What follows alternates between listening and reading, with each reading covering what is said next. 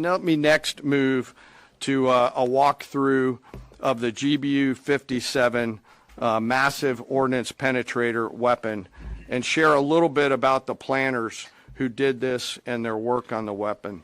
First, let me set the stage for you.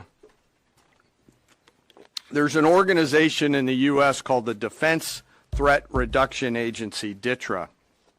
DTRA does a lot of things for our nation, but DTRA is the world's leading expert on deeply buried underground targets. In 2009, a Defense Threat Reduction Agency officer was brought into a vault at an undisclosed location and briefed on something going on in Iran. For security purposes, I'm not going to share his name. He was shown some photos and some highly classified intelligence of what looked like a major construction project in the mountains of Iran.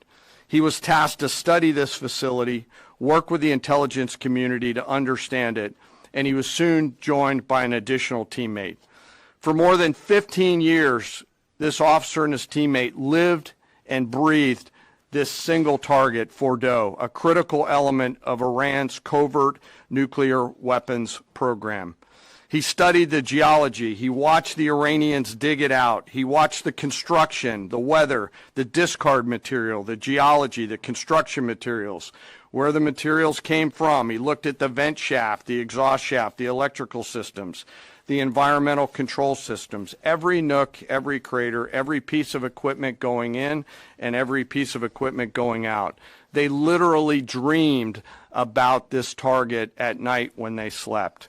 They thought about it driving back and forth to work, and they knew from the very first days what this was for. You do not build a multi-layered underground bunker complex with centrifuges and other equipment in a mountain for any peaceful purpose.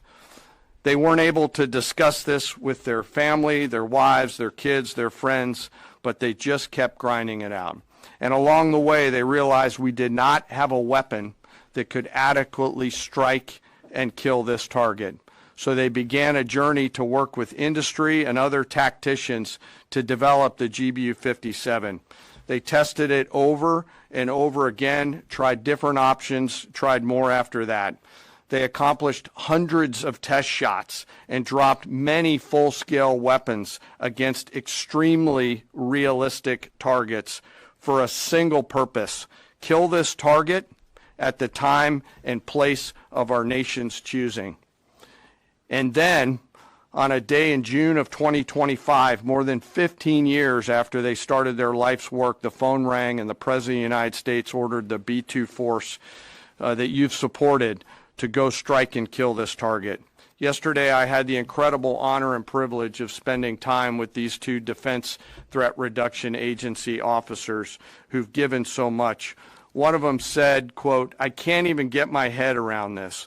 My heart is so filled with the pride of being a part of this team. I am so honored to be a part of this." To you both, thank you, and thank you to your families. Operation Midnight Hammer was the culmination of those 15 years of incredible work. The air crews, the tanker crews, the weapons crews that built the weapons, the load crews that loaded it.